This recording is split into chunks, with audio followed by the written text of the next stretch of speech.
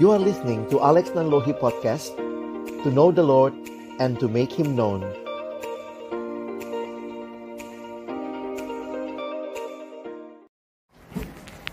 Mari kita berdoa sebelum kita membaca merenungkan firman Tuhan.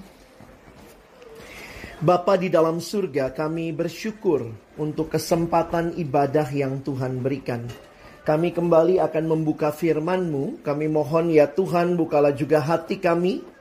Jadikanlah hati kami seperti tanah yang baik, supaya ketika benih firman Tuhan ditaburkan boleh sungguh-sungguh berakar, bertumbuh, dan juga berbuah nyata di dalam kehidupan kami. Berkati baik hamba-Mu yang menyampaikan, dan setiap kami yang mendengarkan. Tuhan, tolonglah kami semua, agar kami bukan hanya menjadi pendengar-pendengar firman yang setia, tapi mampukan dengan kuasa dari Roh-Mu yang kudus, kami dimampukan menjadi pelaku-pelaku firman-Mu di dalam kehidupan kami. Bersabdalah ya Tuhan, kami umat-Mu sedia mendengarnya dalam satu nama yang kudus, nama yang berkuasa, nama Tuhan kami Yesus Kristus. Kami menyerahkan pemberitaan firman. Amin. Shalom. Selamat malam Bapak Ibu Saudara yang dikasihi Tuhan. Kalau lihat persekutuan ini boleh terus ada. Saya pikir ini adalah satu anugerah yang luar biasa. Kesetiaan Tuhan juga yang boleh dinikmati. Dan saya harap kita terus mengalami pertumbuhan di dalam kehidupan kita. Beberapa tahun yang lalu saya pernah diundang ke satu persekutuan oleh seorang teman. Dan waktu itu saya sudah siapkanlah satu khotbah. Dan ketika saya sampai di persekutuan itu, karena saya belum pernah ke sana, waktu saya sampai di persekutuan itu saya kaget. Kenapa saya kaget? Karena ternyata di luar ekspektasi saya yang datang itu banyak yang sudah tua. Opa-oma bahkan. Jadi saya agak kaget karena saya pikir teman saya ini kenal, saya biasa melayani di anak muda begitu ya, di sekolah-sekolah itu tempat Pak Presno juga gitu ya. Tetapi dia ternyata lupa kasih tahu konteksnya, dan saya sudah siapkan pertanyaan pembuka saya. Pertanyaan pembuka saya begini. Kalau saudara dikasih kesempatan hidup, saudara mau hidup sampai umur berapa? Jadi begitu saya lihat audiensnya, saya kaget begitu. Ini kalau saya tanyakan, saya dilempar ini pasti ya. Dan kenapa saya menyiapkan pertanyaan itu sebagai pembuka? Karena saya bayangkannya orang muda. Karena saya dikasih tema ambisi. Begitu datang lihat opa oma, ini ambisinya apa lagi begitu ya.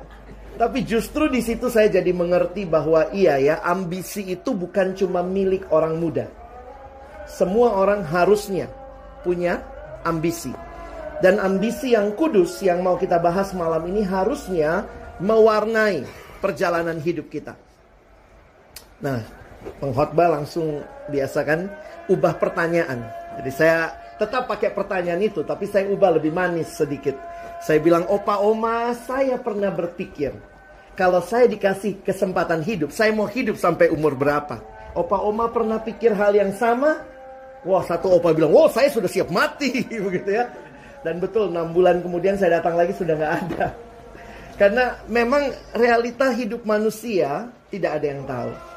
Tapi mari dalam hidup yang Tuhan berikan, kita punya ambisi. Dalam perenungan saya memilih teks di dalam Filipi pasal 3. Mari Bapak Ibu sebentar kita membaca Filipi pasal 3. Dan nanti kita coba merefleksikan beberapa hal berkaitan dengan ambisi yang kudus.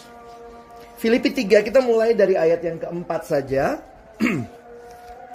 Ayat yang keempat sampai dengan ayatnya yang ke-11.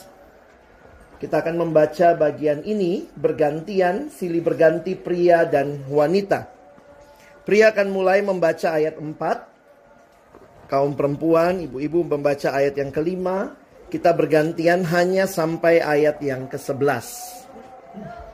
Mari yang pria mulai membaca dari ayat 4. 1, 2, ya. Sekalipun aku juga ada alasan untuk menaruh percaya pada hal-hal lahiriah, jika ada orang lain menyangka dapat menaruh percaya pada hal-hal lahiriah, aku lebih lagi.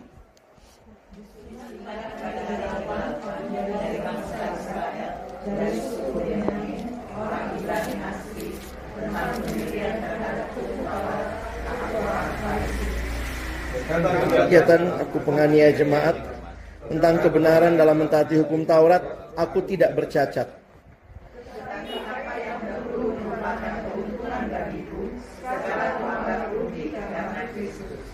Malahan segala sesuatu kuanggap rugi karena pengenalan akan Kristus Yesus Tuhanku lebih mulia daripada semuanya. Oleh karena dialah aku telah melepaskan semuanya itu dan menganggapnya sampah supaya aku memperoleh Kristus.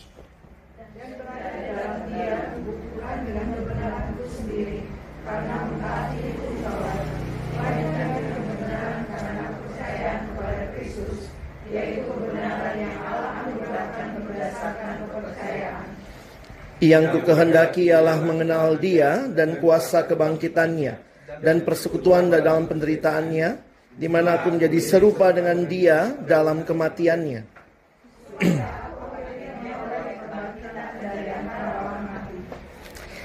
Ya, Bapak Ibu Saudara yang dikasihi Tuhan, saya ingin mengajak kita melihat tentang ambisi yang kudus dari perspektif tulisan Rasul Paulus, firman Tuhan yang kita baca malam ini. Tentu kita kalau bicara ambisi, biasanya orang langsung berpikir mau jadi apa, mau punya apa.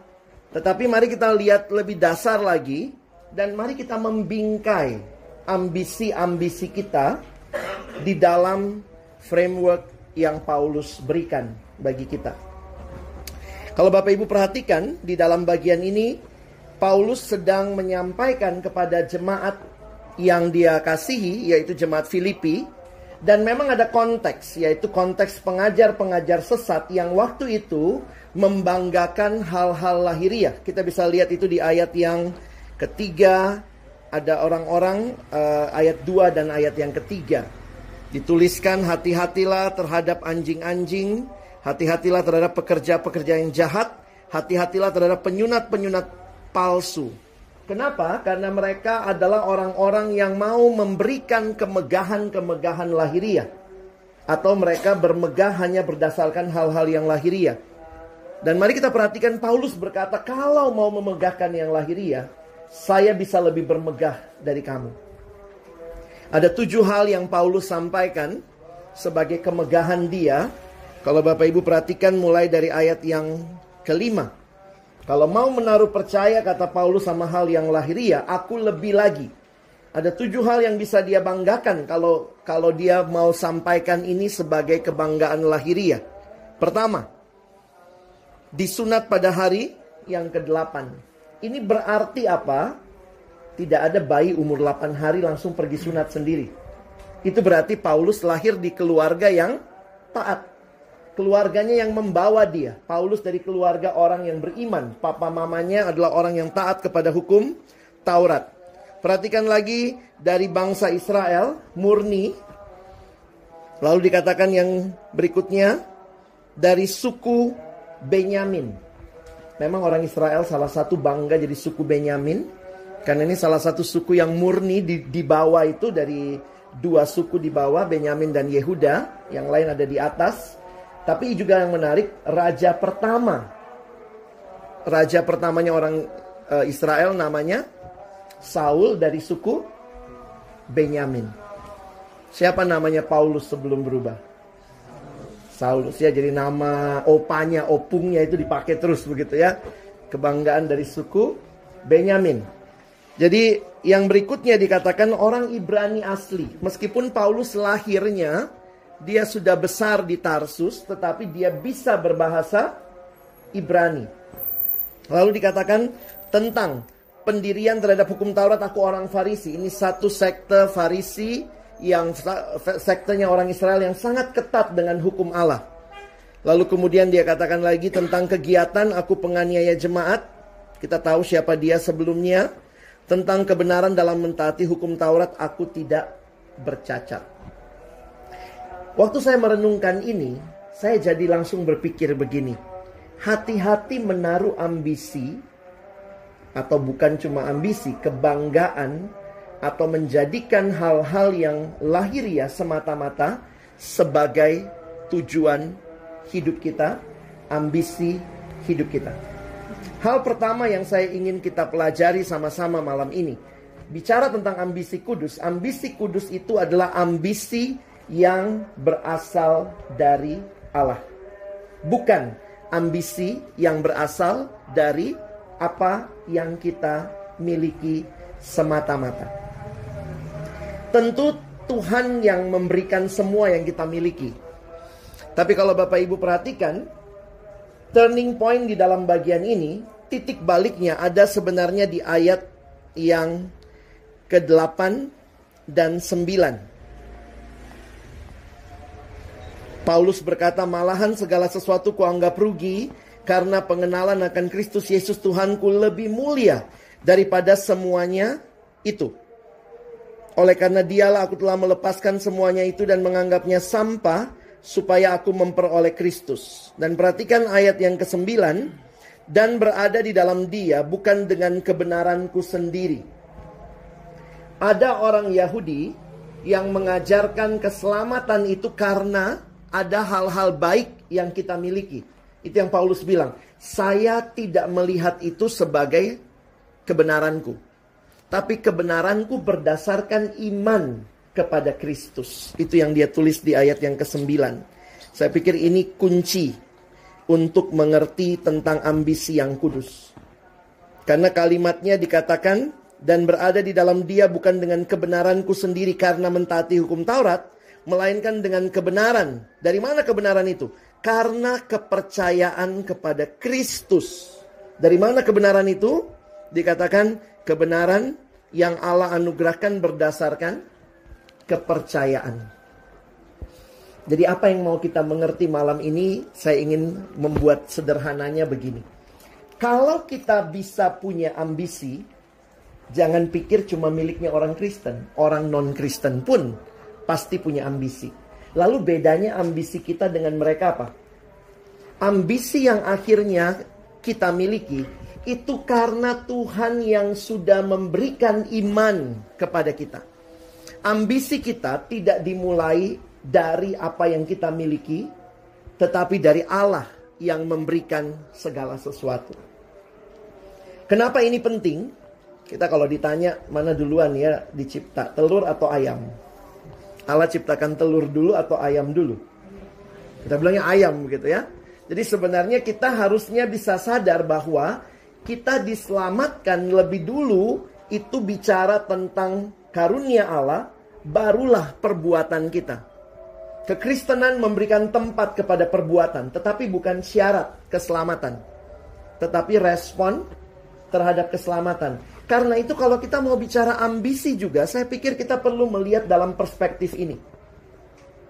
Di dalam dosa kita semua mati, sehingga kita tidak mungkin menyenangkan Allah. Di dalam dosa kita tidak mungkin mengenal Allah. Roma mengatakan tidak seorang pun mencari Allah. Jadi kalau sampai kita bisa cari Allah, kita sampai bisa datang kepada Dia, itu karena Tuhan yang lebih dulu menyatakan anugerahnya kepada kita.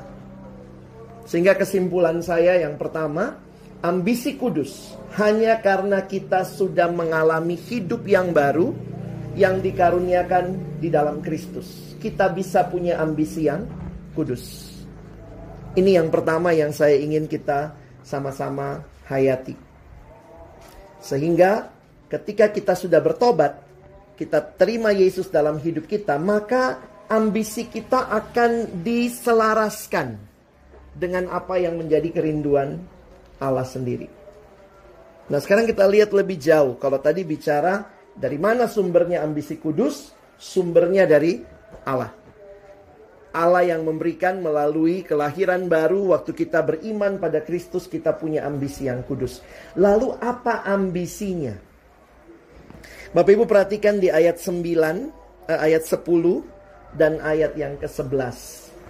Saya kagum sama Paulus melihat ambisinya. Yang ku kehendaki ialah mengenal Dia dan kuasa kebangkitannya dan persekutuan di dalam penderitaannya, di mana aku menjadi serupa dengan Dia dalam kebangkitannya juga. Apa sih maksudnya? Saya waktu renungkan ini jadi berpikir begini Bapak Ibu ya. Lalu ambisinya yang mana? Yaitu kenal Tuhan. Ditambah satu hal yang menarik begini. Waktu Paulus tulis kitab Filipi, kira-kira Paulus sudah berapa lama jadi orang Kristen? Ini kalau kita coba telusuri sejarah, Paulus jadi percaya kira-kira tahun 35. Jadi Paulus jadi orang Kristen, dia berjumpa dengan Tuhan dalam perjalanan itu. Di Kisah Rasul pasal 9 itu terjadi kurang lebih tahun 35. Dan waktu Paulus tulis kitab Filipi, para penafsir bilang kira-kira kitab Filipi ini Paulus tulis kira-kira tahun 61 sampai 63. Kira-kira waktu penulisannya kira-kira seperti itu. Nah, jadi menarik nih. Kalau kita ambil 63-nya saja, berarti waktu Paulus tulis kitab Filipi tahun 63, Paulus sudah jadi orang Kristen berapa lama? Kalau dia percayanya tahun 35. Kurang lebih 28 tahun. Waktu saya lagi membayangkan, seandainya waktu itu ada Philippi Post, ada koran Philippi Post, lalu kemudian ada wartawan yang datang wawancara, Rasul Paulus, kamu rasul besar, sudah nulis banyak kitab. Pertanyaan saya, setelah 28 tahun, boleh tahu ambisimu apa? Terus Paulus jawab, yang ku kehendaki ialah mengenal dia. Bapak Ibu, waktu saya sadari ini, saya pikir wow. Kalau ini yang ngomong anak remaja baru pulang retret, baru terima Yesus ya baru masih manis-manisnya hidup. Wih, ini pokoknya pulang dari sini saya mau baca Alkitab, pulang dari sini saya mau lakukan sesuatu buat Tuhan, pulang dari sini saya mau melayani. Ini rasul besar 28 tahun, dan jangan lupa waktu dia tulis kitab Filipi dia lagi dalam penjara. Dan dia cuma bilang apa? Yang ku kehendaki ialah mengenal dia. Dan bukan pengenalan yang sangat di wilayah pengetahuan saja. Bapak Ibu perhatikan kata yang dia gunakan sebenarnya di dalam bahasa aslinya. Kata mengenal itu orang Yunani itu kata mengenal ada dua macam. Kalau saya kenal hanya sebatas pengetahuan, itu juga dibilang kenal. Tapi kalau lebih dalam, itu melibatkan pengalaman, itu beda. Nah, kata yang dipakai di sini bukan cuma kenal pengetahuan, tetapi sampai kepada pengenalan yang melibatkan pengalaman. Mungkin bahasa Indonesia gampangnya begini. Itu bedanya antara tahu dan kenal. Coba misalnya saya tanya, Bapak Ibu, Presiden Indonesia yang wanita siapa? Tahu ya? Tahu ya? Siapa namanya? Megawati. Bapak Ibu tahu dia? Tahu. Kenal? Enggak. Tahu? Tahu. Kenal? Enggak. Jadi Paulus tidak bicara pengenalan yang sekedar bersifat pengetahuan. Dia bicara pengenalan yang dalam, yang melibatkan pengenalan, yang betul-betul di dalamnya. Jadi Paulus ini mengalami relasi dengan Tuhan yang terus intim, sehingga dia bisa berkata terus, yang ku kehendaki ialah mengenal dia, mengenal dia, mengenal dia. Dan pengenalan itu adalah pengenalan yang tanpa batas. Ini belum selesai.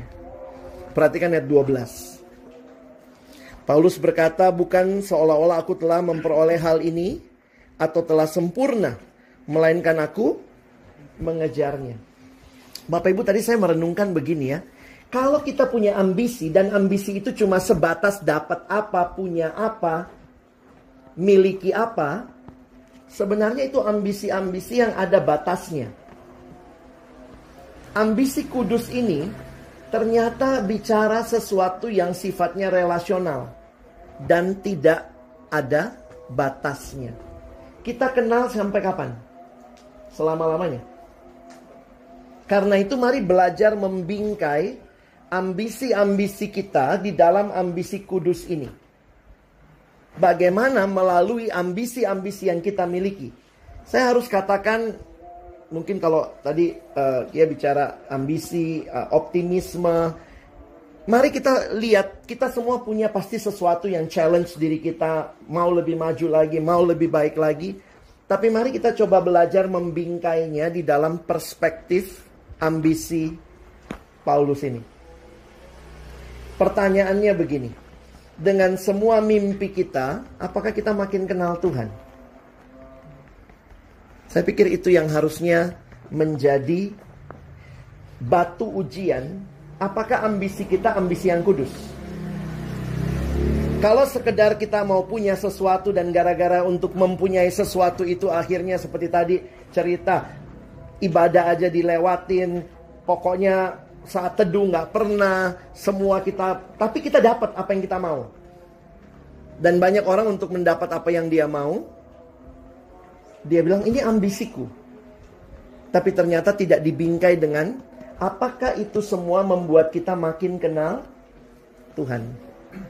Dan menarik sekali kalau makin kenal Tuhan menjadi ambisi utama kita, maka sampai tua pun kita masih punya ambisi. Karena kalau tidak, ambisi itu akan berhenti di setiap tahap kehidupan. Saya nggak bilang pasti selesai juga, tapi saya membayangkan begini. Baru lulus SMA, maunya kuliah. Kuliah, maunya nilai bagus, lulus, dapat kerja. Kerja, maunya bisa ngumpulin duit, nanti satu waktu menikah. Jadi lama-lama akhirnya kita cuma punya ambisi sebatas itu saja. Harusnya ada yang bilang gini, ya kak, saya pokoknya mau masuk universitas, kampus negeri pilihan saya. Hanya itu ambisi saya sekarang. Saya ketemu banyak anak SMA bilangnya begitu.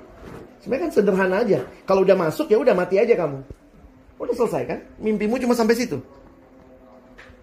Sehingga saya harus katakan, ternyata Paulus punya tujuan hidup yang jauh lebih dalam daripada sekedar mencapai apa, mendapat apa, tetapi dia punya ambisi yang kudus, yaitu kenal Tuhan. Dan pengenalan itu sifatnya relasional, tanpa batas.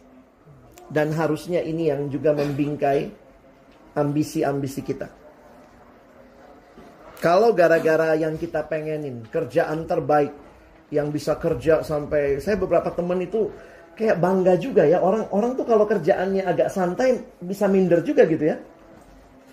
Ya minder kalau ketemu sama orang yang kayaknya kerjaannya sibuk begitu. Dan ada orang-orang yang senang terlihat sibuk.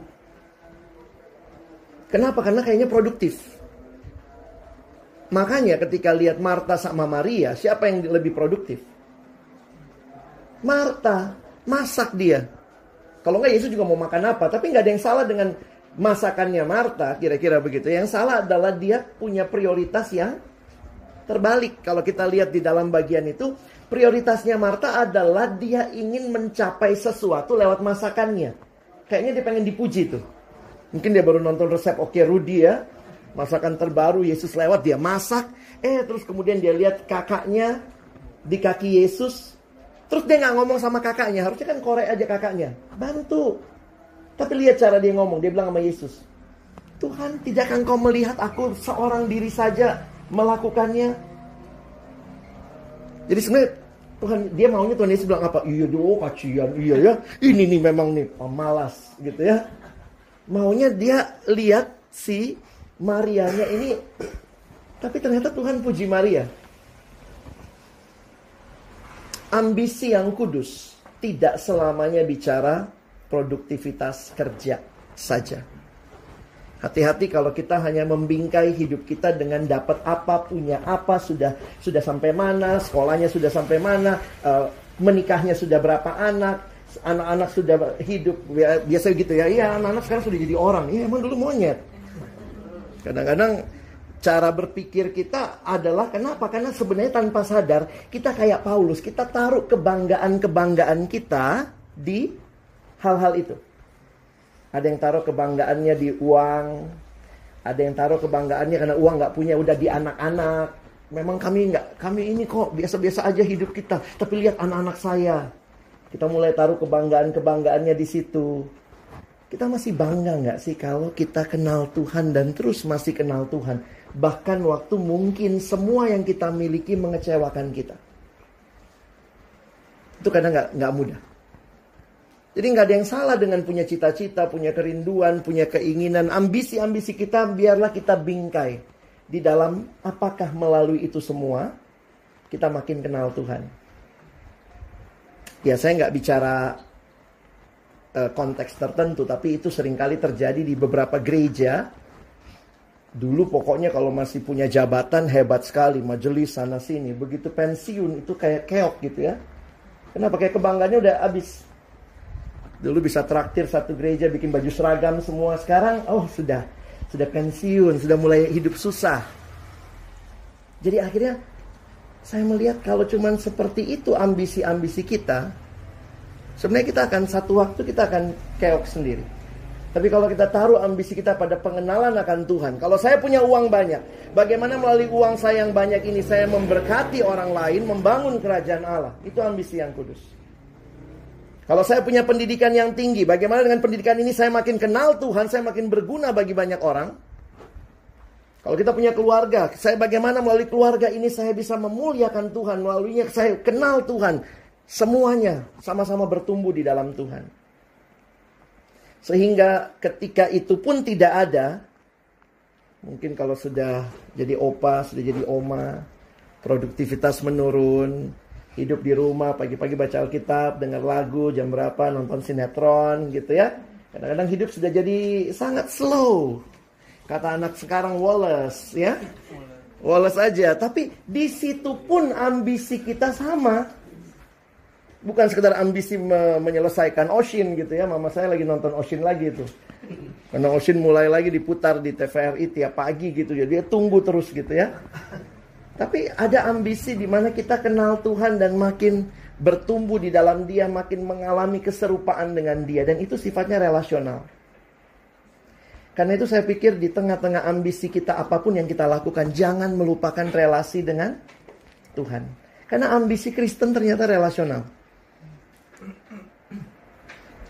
Tiap pagi dari Pak Presno dapat kiriman, kata-katanya singkat gitu ya. Saya pikir saya senang tuh tiap pagi dapat gitu. Iya ya, diingatkan relasi dengan Tuhan itu masalah kesetiaan, terus-menerus, relasional. Dan ini bukan sekedar bicara saya punya apa, saya dapat apa. Tapi saya betul-betul menikmati kehadiran Tuhan. Sehingga meskipun saya punya semuanya, Yesus bilang untuk apa mempunyai seluruh dunia, kamu kehilangan nyawamu. Jadi hari ini saya ingin ingatkan lagi kepada kita sumber ambisi yang kudus dari Allah. Dan mari bingkai hidup kita dengan ambisi yang kudus itu yang terus mau kenal Tuhan. Kalau Bapak Ibu terus kenal Tuhan, maka pasti kasih kepada sesama ada di situ. Memberi yang terbaik ada di situ. Tadi cerita keluar dari comfort zone, menantang diri ada di situ. Tapi semua itu kita bingkai dengan baik. Karena kita tahu bahwa tujuan dari semua ini adalah bagaimana saya makin kenal Tuhan. Kerohanian itu bukan nostalgia. Dulu saya waktu masih muda, saya yang paling aktif. Tapi itu dulu, sudah lewat. Jangan bicara dulu. Sekarang, waktu sudah tidak aktif seperti dulu. Masih punya hati yang berkobar-kobar kenal Tuhan. Paulus sampai bilang, yang ku kehendaki adalah mengenal Dia. Saya pikir ini rasul besar, tapi kerinduan anak kecil. Karena ternyata kita belum pernah mencapai kedewasaan rohani. Kedewasaan rohani itu sebuah proses sampai kapan? Seumur hidup. Jadi kalau kita bilang saya sudah dewasa rohani, kita sedang berhenti bertumbuh itu. Jadi ada satu buku yang saya pernah baca, dia bilang begini, apa itu kedewasaan rohani? Orang yang dewasa rohani adalah orang yang senantiasa sadar dia belum pernah dewasa secara rohani. Sehingga dia terus mau belajar dan bertumbuh. Jadi saya tidak tahu untuk Bapak Ibu karena ini usianya beragam. Ada yang sudah mungkin waktu-waktu lebih tenang.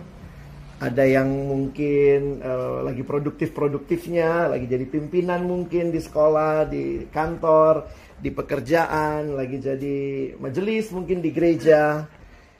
Buat anak-anak kita yang sekarang lagi mulai bangun hidup mereka, karir mereka.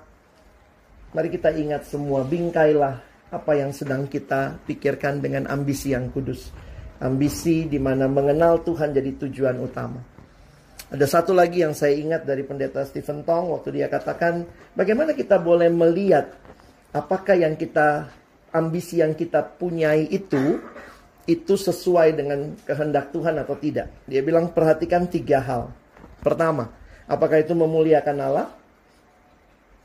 Yang kedua, itu mengikat nggak dalam dosa? Jangan-jangan ada orang punya ambisi apa, tapi ya itu mengikat orang dalam dosa. Lalu yang ketiga, perhatikan apakah melaluinya kita juga jadi berkat buat orang lain. Karena ternyata ambisi kudus itu tidak melulu tentang hidup kita. Tadi kita nyanyi, jadikan aku mesbah doamu bagi keselamatan bangsaku. Jadi waktu ada anak remaja tanya sama saya, Kak, saya bingung mau pilih kuliahnya apa. Saya bilang, kamu mau jadi apa dulu? Kan harusnya begitu, mau jadi apa baru kuliah apa kan? Cara berpikirnya harus taruh yang ujungnya dulu. Ya anak sekarang begitu kan selalu ngomong, bagaimana Kak, saya pengennya, ya ini generasi yang empang ya, maunya enak dan gampang. Kerjanya jangan terlalu susah tapi uangnya banyak. Rampok. Saya bilang sama dia. Karena semua mau pakai prinsip ekonomi, bahkan belajar pun begitu. Gimana caranya belajar sesedikit-sedikitnya nilai setinggi-tingginya. Bahkan itu masuk lagi ke kerohanian. Bagaimana caranya bisa ngerti Alkitab tapi nggak pernah dibuka. Gimana cara? Tuhan juga bingung nolong kita. Jadi dia bilang, apa direbus airnya? Ini kayak orang dulu nih. Direbus katanya airnya, direbus Alkitabnya airnya diminum. Saya bilang kita mesti punya usaha, tapi jangan lupa waktu semua itu kita sedang lakukan, kita membingkainya, apakah ini memuliakan Allah? Apakah ini mengikat saya dalam dosa? Kalau gara-gara itu kita terus jadi orang yang terikat dalam dosa, bisa dosa kesombongan, bisa dosa keserakahan, makin mau punya orang semua. Kayak anak kecil ya, semua punya dia. Dan yang terakhir, apakah itu menjadi berkat buat orang lain? Jadi saya pikir, saya ketemu satu teman yang saya tanya, kenapa akhirnya pilih pekerjaan ini? Dia punya pekerjaan, ada 2 tawaran. Lalu kemudian dia cerita, yang satu ini Kak, gajinya lebih besar, tapi kerjanya kayak kerja rodi. Loh kenapa nggak ambil yang itu? Kalau saya ambil itu, saya nggak bisa ke gereja. Minggu juga hitung masuk kadang-kadang. Kalau lagi tugas keluar kota segala macam, bosnya itu harus ready on call kapan aja. Dia pernah coba 1 bulan soalnya. Terus kenapa kau keluar? Saya lihat kayaknya nggak pas. Saya nggak bisa ibadah. Saya nggak bisa. Dia punya KTB, saya akhirnya nggak bisa ikut lagi KTB kelompok tumbuh bersama. Jadi yang sekarang bagaimana? Iya, kerjaannya gajinya lebih kecil, scope kerjanya mungkin lebih luas, dan dia bilang yang sekarang dia lakukan itu lebih menolong orang banyak. Jadi melalui pekerjaan dia itu ternyata lebih banyak orang diberkati. Saya bilang oke, itu pilihanmu. Tapi di situ saya melihat dia sudah belajar membingkai bahkan yang dia jalani dengan ambisi yang kudus. Kiranya teladan dari Rasul Paulus ini menjadi teladan buat kita semua. Untuk Bapak Ibu, saudara-saudara yang tua, yang muda, kita semua bisa tetap punya ambisi. Dan belum ada kok yang selesai kenal Tuhan ya. Satu-satunya mata pelajaran, mata kuliah yang tidak pernah selesai SKS-nya itu mata kuliah mengenal Tuhan. Itu wisudanya di sana. Ya. Tapi selama kita hidup, kita sedang terus mengenal Tuhan. Kiranya Tuhan menolong kita menjadi orang-orang yang punya ambisi yang kudus. Mari kita berdoa. Bapa di dalam surga, terima kasih banyak untuk firman-Mu malam ini. Terima kasih karena Tuhan Engkau Allah yang memberikan kepada kami kemampuan, Engkau yang memberikan kepada kami kecerdasan, keterampilan. Tapi Tuhan Engkau juga yang mengingatkan kami dengan semua yang Tuhan berikan. Kami seharusnya membingkainya di dalam perspektif kemuliaan Tuhan, perspektif pengenalan yang lebih dalam akan Tuhan. Jangan biarkan kami menjadi orang-orang yang memegahkan hal-hal yang lahiriah saja. Tetapi kami pun akhirnya boleh melihat Tuhan di dalam semua hal yang boleh kami nikmati, kami miliki. Hamba berdoa bagi Bapak Ibu, saudara-saudara di tempat ini dengan semua aktivitas, kegiatan, apapun tahapan hidup kami sekarang. Mungkin ada yang baru memulai karir, ada yang masih berjuang menyelesaikan studi, ada yang sedang berjuang di dalam kehidupan rumah tangga, di dalam kehidupan pekerjaan, di dalam kehidupan menjadi berkat bagi anak-anak. Semua tahapan hidup kami percaya Engkau ada di dalamnya. Dan Engkau Allah yang memberikan kepada kami ambisi yang kudus. Yang terus menerus berpikir bagaimana melalui semua ini Tuhan dimuliakan. Hidup kami boleh menjadi berkat juga bagi orang lain. Sekali lagi terima kasih banyak untuk kesempatan merenungkan firman-Mu. Biarkan kami terus punya relasi dengan Tuhan. Karena itulah yang membuat kami bisa terus mempertahankan, menikmati hidup di dalam ambisi yang kudus. Kalau ada di antara kami yang sedang suam, sedang mundur dari Tuhan, sedang cuek dengan Tuhan, sedang kecewa dengan Tuhan, hari ini biarlah kembali Tuhan Engkau menyapa kami, balut kami Tuhan dalam luka-luka hati kami, peluk kami kembali. Karena Engkau Allah yang sebenarnya tidak pernah meninggalkan kami. Hamba berdoa biarlah hari ini kembali ada pembaharuan di tengah-tengah kehidupan kami. Untuk akhirnya terus memandang kepada Tuhan. Kami mau mengenal Tuhan. Dan juga memperkenalkan Tuhan. We want to know you more. And to make you known to all the world. Terima kasih Tuhan. Dalam nama Yesus kami berdoa, kami bersyukur. Amin.